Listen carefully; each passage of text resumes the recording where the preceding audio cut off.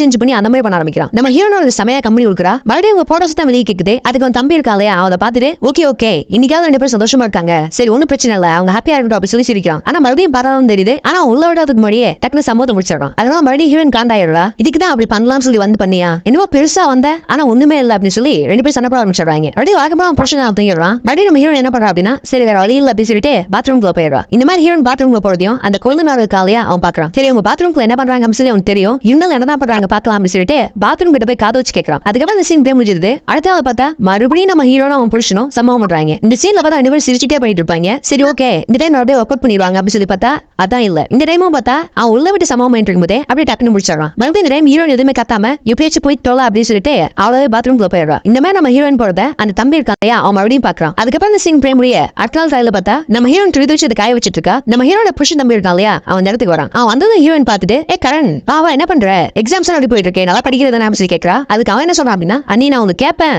தப்பா எடுத்துக்க கூடாது, இதுக்கு ரொம்ப நாளாவே மண்டையில ஓடிட்டே இருக்கு, கேட்கலாமா அப்படின்னு சொல்லி கேட்கறான். அதுக்கு நம்ம ஹீரோனும் கேளு கரண் என்னாச்சு என்ன கேட்கணும் அப்படின்னு சொல்லி கேட்கறா. அதுக்கு அவன் அண்ணி உங்களுக்கு அண்ணாக்கு என்ன சண்டை, ஏன் தினமும் சண்டை போடுறீங்க, எது ப்ராப்ளமா, எந்த பிரச்சனை தான் என்கிட்ட சொல்லுங்க, என்னால முடிஞ்ச அளவுக்கு நான் ஹெல்ப் பண்றேன் அப்படின்னு சொல்லி அவன் சொல்றான். அதுக்கு நம்ம ஹீரோயின் சேச்சா அப்படிலாம் ஒண்ணு இல்லப்பா, நார்மலா அவட சண்டை தானே, குடும்பம் அப்படின்னா சண்டை தான் செய்யும், அதெல்லாம் ஒன்னும் பிரச்சனை இல்லை அப்படின்னு சொல்லி சமாளிக்கிறா. ஆனா அவன் விடாம இல்ல நீ சொல்லுங்க எனக்கு தெரியும், நீங்க 2 பேரும் சண்டை போடுறது, அதுக்கப்புறம் நீங்க பாத்ரூம்குள்ள போறது, நீங்க பாத்ரூம்ல என்ன பண்ணுங்க அப்படின்னு சொல்லி எனக்கு தெரியும், சொல்லுங்க என்ன பிரச்சனைன்னு சொல்லுங்க அப்படின்னு கேட்கறான். அதுக்கு மறுபடியும் நம்ம ஹீரோயின் கரண் உன் வயசுக்கு இந்த மாதிரி பேசு, அப்படிலாம் ஒண்ணும் இல்ல, நார்மல் தான், 2 பேரும் சண்டை போடுறது இப்ப மட்டும் இல்ல, நாங்க அப்பந்தே சண்டை போடுவோம் அப்படின்னு சொல்லி நம்ம ஹீரோயின் சொல்லிட்டு இருக்கா. அதுக்கப்புறம் அவன் இல்ல நீ அப்பா அம்மா ஊர்ல இருக்காங்க, நீங்க இந்த மாதிரி சண்டை போடுறீங்க தெரிஞ்சா அவங்க ரொம்ப கஷ்டப்படுவாங்க, நீங்க என்னன்னாலும் என்கிட்ட சொல்லுங்க, நான் உங்களுக்கு குழந்தை மட்டும் கிடையாது, நான் உங்களுக்கு நல்லா ஃப்ரெண்டும் கூட அப்படின்னு சொல்லி அவன் சொல்றான். அதுக்கப்புறம் ஹீரோயின் அதெல்லாம் ஒண்ணு இல்லப்பா அப்படின்னு சொல்லிட்டு கவனம் வீட்டுக்குள்ள போயிடுறா. ஆனா அவன் விடாம திருப்பி ஃபாலோ பண்ணி வந்துட்டே இருக்கான். அண்ணி சொல்லுங்க அண்ணி சொல்லுங்க நீ சொல்லி பேசிட்டே இருக்கான். அப்ப ஹீரோயின் அவன் சொல்றதுன்னு கேட்காம விட்டு சரி போயிட்டு இருக்கா. இவன் இந்த மாதிரி பண்ணும்போது பார்த்தா அவன் செல்ஃபா அம்மர் பண்ணுவா இல்லையா, அந்த இடத்துக்கு யூஸ் பண்ணுவாள் டாய்ஸ், அது இடத்துல இருக்கு. அது அந்த கொந்தனார பாத்தாரான். அதை பார்த்துட்டு அண்ணி என்ன தண்ணி இது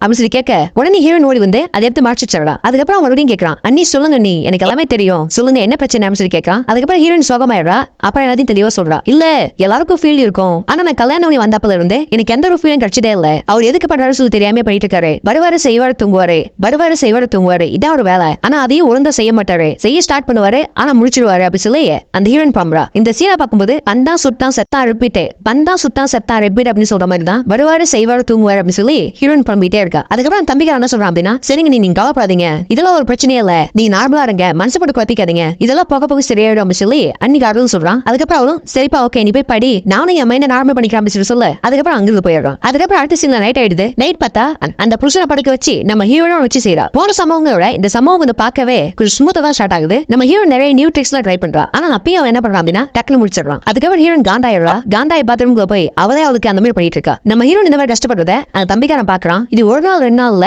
இவங்க பேசின பிறகு 2-3 நாள் இதே மாதிரி ரெண்டியூஸ் நடந்துட்டே இருக்கு. அவனும் பாத்ரூம் கிட்ட வந்து அண்ணி ரொம்ப கஷ்டப்படுறாங்க, அது எல்லாம் ரொம்ப பாவமா இருக்காங்க அப்படி சொல்லி அதை பத்தி யோசிச்சுக்கிட்டே அவங்க போடுறாங்களா சவுண்ட், அந்த சவுண்ட காது கொடுத்து ஒளிஞ்சு கேட்டு இருக்கா. இவன் உண்மையில பாவப்படுறானா இல்ல அவங்க போடுற சவுண்ட கேட்டு என்ஜாய் பண்றான்னு சொல்லி தெரியல. ஏன்னா சொல்றது ஒண்ணா இருக்கு செய்யறது ஒண்ணா இருக்கு. அதுக்கப்புறம் இந்த சீன் முடிய அடுத்த சீன் பார்த்தா நம்ம ஹீரோட புருஷன் இங்க ஊர் கிளம்பிட்டு இருக்கான். ஆபீஸ் வேலையே 5 நாள் வெளியூர் போயிட்டு வரேன், அதுக்கு தேவையான துணி எடுத்து அப்படி நான் சொல்லிட்டு இருக்கான். அப்ப நம்ம ஹீரோயினும் ட்ரெஸ் எல்லாம் எடுத்து அரேஞ்ச் பண்ணிட்டு இருக்கா. அதுக்கப்புறம் அவ சரி ஓகே நான் கிளம்புறேன், ஏதாவது ஒண்ணுனா எனக்கு கால் பண்ணுங்க, நீ நல்லா பண்றா, அதே நேரத்துல அண்ணி பத்திரமா பாத்துக்கோ, நீயும் டைமுக்கு சாப்பிடு, ஹெல்த் பத்திரமா பாத்துக்கோங்க, நான் சீக்கிரமா வந்துடுறேன் சொல்லிட்டு அவன் அங்க கிளம்பிடுறான். அதுக்கப்புறம் அடுத்த சீன் பார்த்தா நம்ம ஹீரோயின் டிவி பார்த்துட்டு இருக்கா. அந்த டிவியும் ரொமான்ஸ் பண்ற மாதிரி தான் போயிட்டு இருக்கு. சே எங்க போனாலும் இதே வருது அப்படி சொல்லி அவ காண்டாய் ஆஃப் பண்ணிடுறான். அதே நேரத்துல இந்த குழந்தைனார் என்ன பண்றான், படிக்கிறானா அவங்க தூங்குறானா என்ன பண்றான்னு பாக்கலாம்னு சொல்லிட்டு அங்க வந்து அவனை எட்டி பாக்குறா. இவன் என்ன பண்ணிட்டு இருக்கான் அப்படின்னா அண்ணா ஊருக்கு போயிட்டாரு, அண்ணி டிவி பார்த்துட்டு இருக்காங்க, இந்த நேரம் நம்ம கரெக்டா இருந்தாலும் அப்படின்னு சொல்லிட்டு இந்த வெப்சைட்ல பழங்கட்டி சாட் பண்ணுவாங்கல்ல அந்த மாதிரி யாரோ பொண்ணு சாட் பண்ணிட்டு இருக்கான். சாட் பண்ணி அந்த பொண்ணு அந்த மாதிரி பேசுது, இவனும் அந்த மாதிரி பேசிக்கிட்டே செல்ஃபா மாதிரி பண்ணிட்டு இருக்கான். இது நம்ம ஹீரோ எட்டி பார்த்தா பார்த்துட்டு ஓஹோ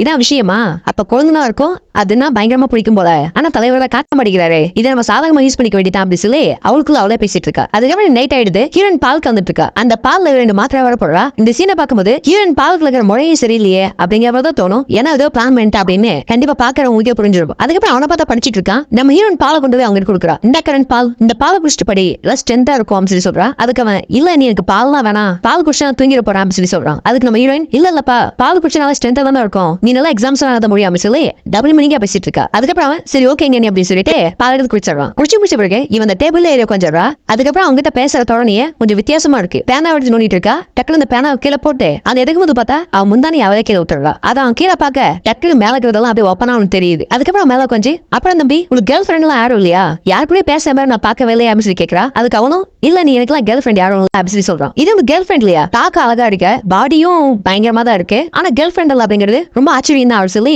அவங்க ஜாரமனையா பேசிட்டு இருக்கா. அதுக்கப்புறம் அவன் மந்திரிச்சோட கோல் மாதிரி பாத்துட்டே இருக்கான். உடனே அவன் என்ன கேட்கறா அப்படின்னா, என்ன கரண் என்ன பார்த்தா அவனுக்கு ஒரு மாதிரி ஆகுது இல்ல அப்படின்னு சொல்லி கேட்கறா. அதுக்கப்புறம் அவன் இல்ல நீ எனக்கு அப்படிலாம் எதுவும் இல்ல அப்படி சொல்லி டக்குனு இங்க எழுந்து போறான். அதுக்கப்புறம் நம்ம ஹீரோயின் அவளோட பேடில தொடுறா. தொட்டதான் என்ன பண்றான் அப்படின்னா லைட்டா ஆக்ட் பண்ண ஆரம்பிக்கிறான். அதுக்கப்புறம் அனிவர்சரி ரிப்ளாக் பண்ண ஆரம்பிச்சிடுறாங்க. அப்புறம் நம்ம ஹீரோயின் அவனும் அந்த இடத்துல பங்கமா சம்பவம் பண்றாங்க. இந்த சீனை நம்ம ஹீரோயின் ரொம்ப என்ஜாய் பண்ணி பண்ணிட்டு இருப்பா. இவன் அண்ணன் மாதிரி இல்லாம ரொம்ப நல்லாவே சம்பவம் பண்றான். ஆனா என்ன அப்படின்னா அந்த அளவுக்கு ரொம்ப சூப்பரா பண்ணிட்டான்னு சொல்லி கேட்டா அந்த அளவுக்கு இல்ல, இவன் டக்குனு சம்பவத்தை முடிச்சிடறான். அதுக்கப்புறம் ஹீரோயின் பார்த்து டென்ஷன் ஆயிடுறா. என்னப்பா நீ சீக்கிரமா முடிச்சிட்ட, உங்க அண்ணன் அளவுக்கு மோசம் இல்லைனாலும் இவ்வளவு சீக்கிரமா முடிக்கிறது எனக்கு இன்னும் ஃபீல் அடங்கவே அப்படின்னு சொல்லி ஹீரோயின் பழம்ப ஆரம்பிச்சிடலாம். இவன் இந்த மாதிரி சொன்னதும் அவன் சோகமாயிடுறான். அண்ணி நீங்க ஃபீல் பண்ணாதீங்க, இதுக்கு நான் நல்ல ஐடியா ஒன்று பண்றேன் அப்படின்னு சொல்லி சொல்ல இந்த சீன் அப்படியே முடிஞ்சிருது. அடுத்த சீன் பார்த்தா காலிங் மிஸ் சவுண்ட் கேக்குது. யாரா அப்படின்னு சொல்லி ஹீரோ நோட் பண்ணி பாக்குறா. ஓபன் பண்ணா இந்த தம்பிக்காரன் இருக்கா இல்லையா, அவனோட ஃப்ரெண்டு வராங்க. பா கரண் பா கௌரவ் அப்படின்னு சொல்லி 2 பேரும் லோக்கப்படுறா. அதுக்கப்புறம் 3 பேர் பேசிட்டு இருக்காங்க. எப்ப இந்த கரண் என்ன பண்றா அப்படின்னா அண்ணியோட கை பிடிச்சி பெட்ரூம்க்கு கூட்டு போயிடுறான். உள்ள கூட்டு போய் என்ன சொல்றானா, அண்ணி நான் ஏன் கௌரவ கூட்டது தெரியுமா, நேத்து நீங்க சொன்னீங்கல்ல எனக்கு அந்த ஃபீல் ஃபுல்லா கிடைக்கல அப்படின்னு சொல்லி அதுக்காக தான் அப்படின்னு சொல்றான். அதுக்கு உடனே அவன் டென்ஷன் ஆயிடுறா. எப்படிப்பா எப்படி அவளுக்கு கேவலமா யோசிக்க தோணுது, நான் எப்படி யாரே தெரியாது இன்னொருத்த கூட பண்ண முடியும், நான் ஒன்னும் அவளை மோசமானலாம் இல்ல அப்படின்னு சொல்லி அவ சொல்றா. இல்ல நீங்க அவனோட மட்டும் கிடையாது, அங்க நானும் கூட இருப்பேன், சோ 2 பேரும் சேர்ந்து பண்ணா உங்களுக்கு ரொம்ப ஃபீல் கிடைக்கும் இல்லையா அப்படின்னு சொல்லி அவன் சொல்றான். அதுக்கு நம்ம ஹீரோயின் இல்லப்பா எனக்கு ஏதோ ஒரு மாதிரியா ஃபீல் ஆகுது அப்படின்னு சொல்லி கொஞ்சம் தயக்கமாவே பேசிட்டு இருக்கா. அதுக்கப்புறம் அவன் இல்ல நீங்க ஓகே சொல்லுங்க, உங்களுக்கு செம ஃபீலா இருக்கும் பாருங்க அப்படின்னு சொல்லி சொல்ல அதுக்கப்புறம் அவளும் ஓகே சொல்லிடுறா. அதுக்கப்புறம் அவனை உள்ள கூப்பிடுறாங்க. உள்ள வந்து பார்த்தா 3 பேரும் ட்ரெஸ் எல்லாம் கழட்டி போட்டு அப்படியே ரொமான்ஸ் ஸ்டார்ட் பண்ணி டேரா மாதிரி பங்கம் பண்றாங்க. இந்த சீன் தான் சீரியஸ்லி ரொம்ப டாப் நாச்சா இருக்கும். நம்ம ஹீரோயின் இந்த சீன்ல அப்படியே தத்ரூபமா நடிச்சிருப்பாங்கன்னு சொல்லக்கூடாது, வாழ்ந்திருப்பாங்க அப்படின்னு சொல்லலாம். அதுக்கப்புறம் அவங்க 3 பேர் சமம் பண்ணி முடிக்க அன்னிப்பு உங்களுக்கு ஓகேவா, உங்க ஆசை அடங்கிடுச்சு அப்படின்னு சொல்லி கேட்க அதுக்கு இவ்வளவு கரண் செம ஃபீல் அப்படின்னு சொல்லி அவனை ரிப்ளாக் பண்றா. அப்புறம் ரிப்ளாக் பண்ற மாதிரி காமிச்சு இந்த சீரிஸ் அப்படியே முடிச்சிடுறாங்க.